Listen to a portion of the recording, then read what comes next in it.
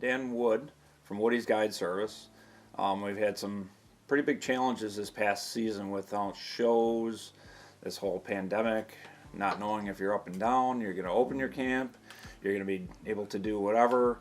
For you, I know your major blitz is the show season, and all of a sudden you don't have a show season. No show season. It's going to be a challenge. Dan's the old school, so he's used to yes, I am. Smiling face, handshakes, talking to people.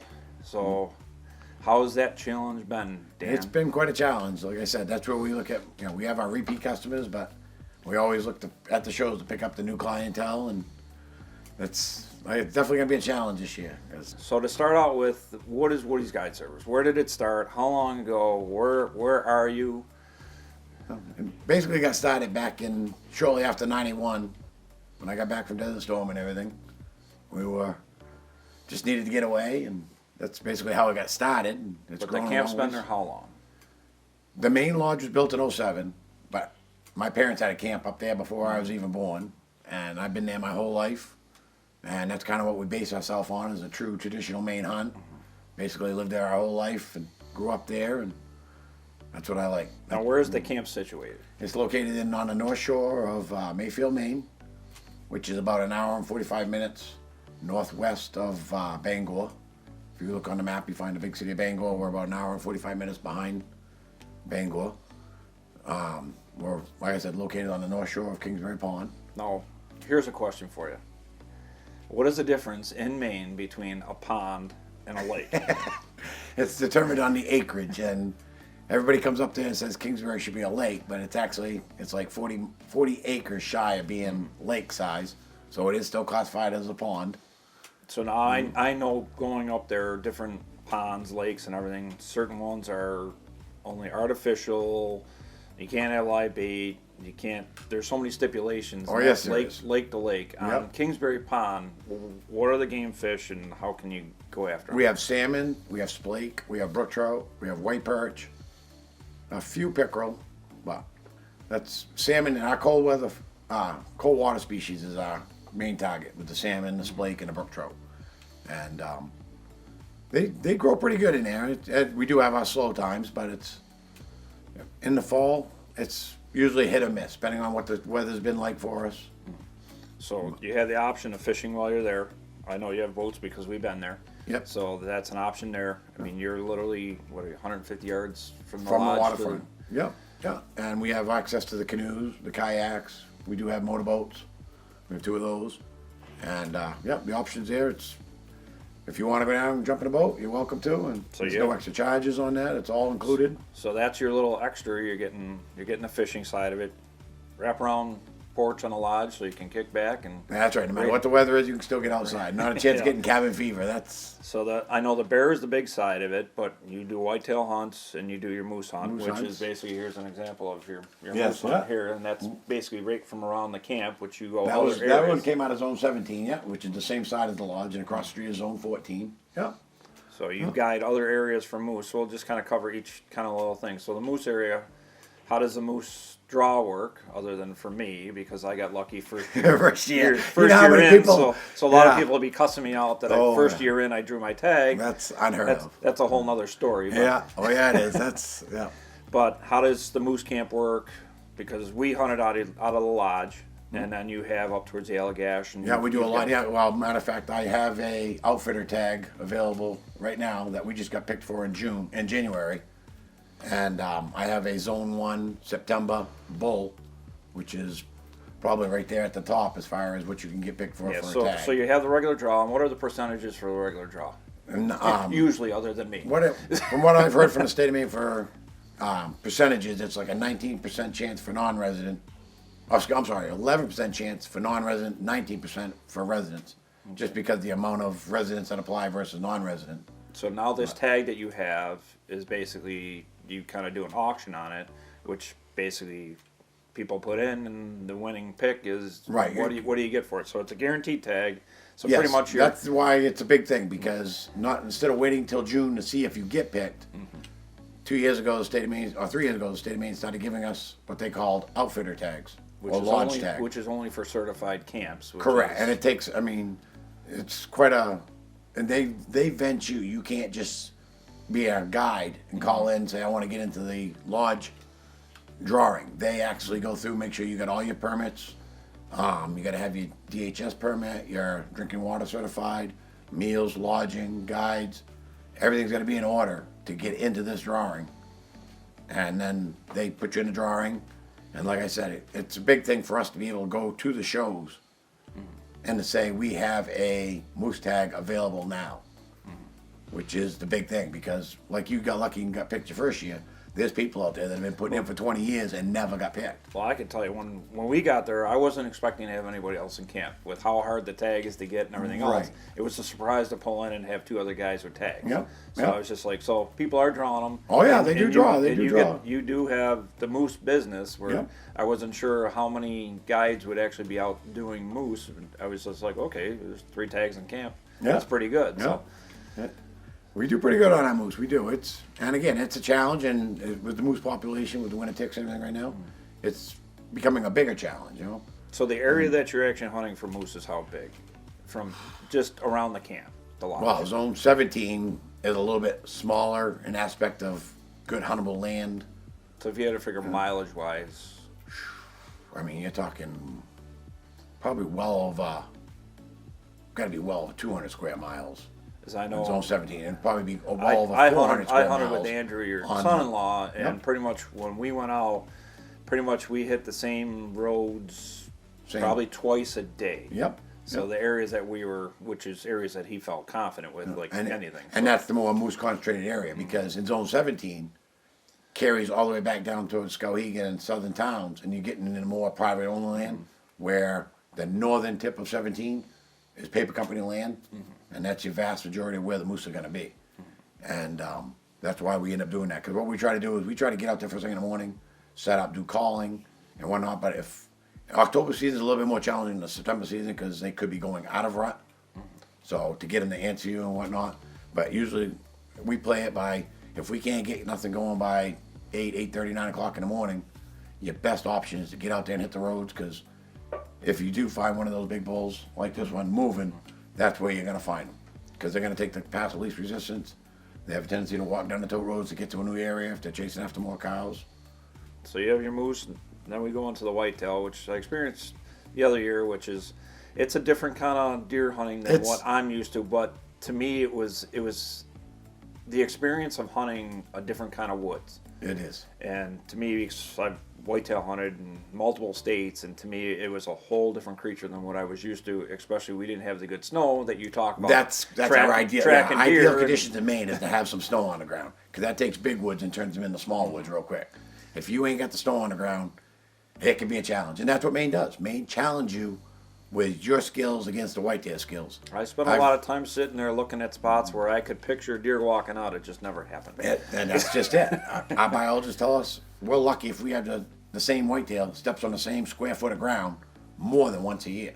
It's just that big of woods where they don't have to, you can't patent them, because there is no patent up there.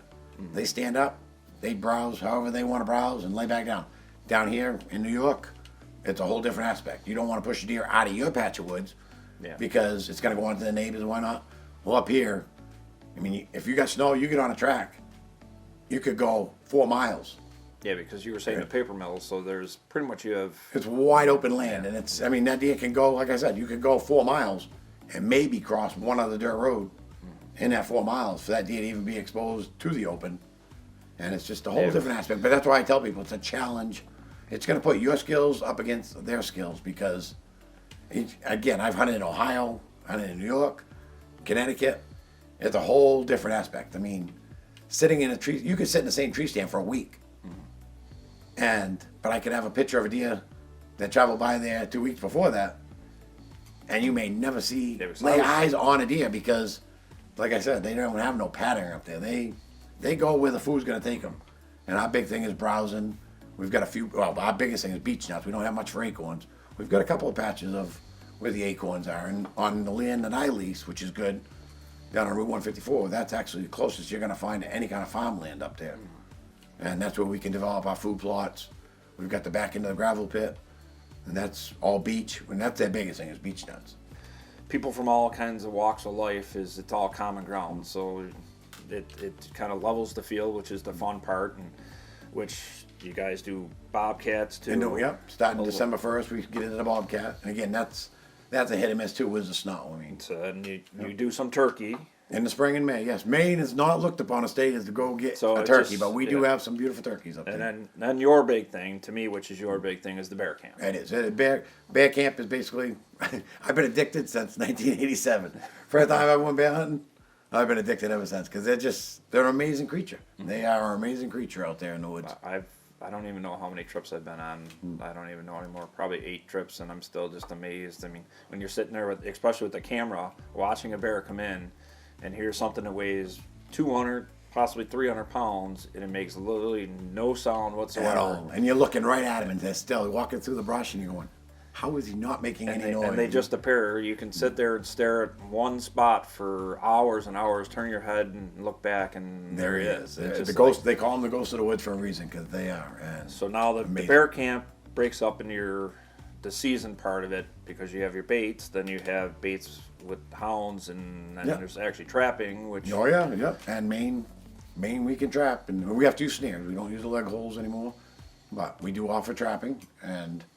But what it is, usually the last Monday in August every year is when the season starts. We have 2 weeks that are over bait, and then the third week is overlaps. We can hunt with bait, and that's what I call my combo hunts. We can hunt with hounds first thing in the morning. If we get nothing going by noontime, 1 o'clock, we get you back to the lodge, get a bite to eat, and then you're sitting out on a stand for bears in the evening. And hounds goes all the way to the end of October. But over bait only goes for 4 weeks. But when that 4th week is up, then we go to strictly hounds. And then the 1st of October, when our archery whitetail comes in, that's where I offer the combo hunts, where we're hunting with bear in the morning, and then sitting on a stand or whatever options we have of going for whitetail in the evenings. And then if we get you tagged out with a bear, we'll be whitetail morning and evening both. I can tell you the hound thing, if you like any kind of dog, working dog, if you're running rabbits, coyotes, you run a bear, you want to talk about adrenaline. It's just from start to go. It's once we check that camera and we find a bear, we want to go after. And if you can't tell, Dan gets a little piped up about stuff. You can see I love it. He's got a seatbelt on right now. Keep me in the seat. Yeah. So that's the bear camp is kind of explain when you come into camp. What are you expecting? Well, we tell people when you get there, you can park your vehicle. The rest is on us. We got 3 square meals a day, peanut butter jelly sandwiches. It's full 3 square meals a day. And it's a 1-on-3 ratio with our guides. We don't do no can hunts where we're putting 10, 12 people into a van, hire bus drivers. It's a 1-on-3 ratio to the guides. Usually by 1 o'clock after lunch, we're getting you guys out there to your stand, deliver you out there, get you up in the stand. And what I like to do is, because there's so many different parties, walks of life together, everybody gets picked up. We come back to the lodge, have a sit-down supper, and then we'll go back out and either track, gather up bears, whatever we got to do there.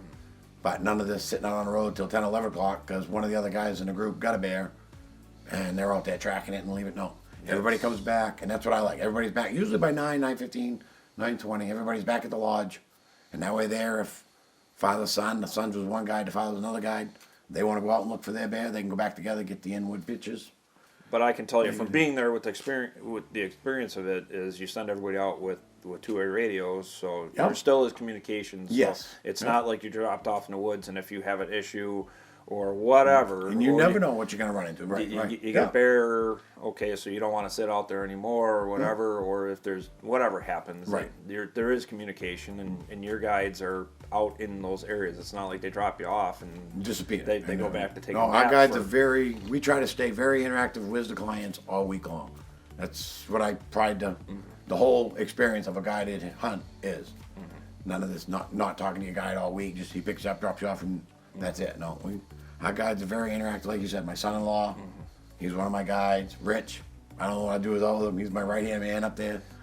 I mean, it's kind of your family business, but it's kind of extended family that kind of helps you out and stuff. I mean, we went up there when I picked up my moose, and we helped you set up some of the stands. Oh, you guys have been pretty much. You had a whole bunch of family up there doing everything. Everybody's into it. Everybody's into it. Everybody pitches in and goes along, and it's And again, even with the hunters, I call, you guys show up as sports, and I've got so many friends across the country now that it's just unbelievable, the people you meet and you get the experience. And I've had sports from New York come up, and Pennsylvania, and West Virginia, and I've heard later on, here they are going on, they meet at my place, and here they are going on to hunt out west or up, and it's great. And and like I said, that's why I say it's kind of like NASCAR. It's a tight family. You don't realize how tight of a family it is until you get into it and experience it. And how many hunters each guide's handling, how many guys you bring in camp, how many baits you run, and then your big selling thing is the amount of cameras that you run, so active baits and everything else. So. I don't think there's another guide service in the area that run as many cameras as I do. Over 60 bait sites, and I have cameras from day one out there. None of this jumping around. This one was here 2 weeks ago, 3 weeks ago. We got a camera that's set up from day one, and we have a pretty good idea what's coming in, but them big boys, they show up out of nowhere. Yeah, which the cameras are a huge asset for the hounds, because then you know kind of what you're going to go after. We know what we want to go after, right? The time frame and everything else. Yep. So that kind of sold me on it. And then one of the big things that you guys prided yourself on, you and Nancy, is that you come in as a client, you leave as a friend. And it's just like, that's what everybody says. But then we got to experience it the first year that we went there. And I think I gained 10 pounds between the meals, because I'm not used to eating 3 big meals like that. And then if you leave your plate in front of you for Nancy, she's going to keep putting food on it. I can't guarantee the kill, but I can guarantee good times and good food, and that's. So to me, with all this stuff that's going on, it's one of those things where, like, this new normal and all this stuff, I don't think we're ever going back to normal. And what we call normal, yeah, right. So to me, this is something the hunting side of it, the fishing side of it is normal. So to me, I think that's why you're seeing the boost and everything, because people want to grab onto something that they can work with. Right. And so if somebody wants to experience normal again, how do they get a hold of you? At woodiesguideservice.net.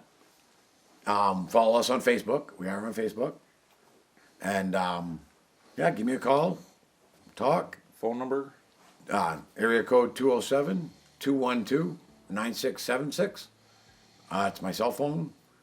I will say, if I don't answer, when you leave your message, leave a number, because up there with no cell phone service, it don't ring in, I don't get the number to call back on, which is a big thing, believe it or not. I'll get messages, call me back, and I have no way to call back because if it don't ring in. But again, it's my cell phone. It's right on my side all the time. If I'm in cell phone service, I will answer. And we'll have Dan's information on this, and it will also we'll have it linked on our social media and our website too. So it's something to look into if you want to get back to what I would call at least outdoor normal. Right. And not only do we have the guide service, all summer long, the campground's getting up and going better. We're going to have 21 sites. And right now, I'm offering people come in. If they want a seasonal, I'll build it to suit them for what they want. And again, like I said, that's another option. They have access to bringing their own boat. All right, so anybody has any questions or anything else, feel free to either reach out to us or reach out to Dan, and hope everybody has a better year than last year. Look forward to hearing from you.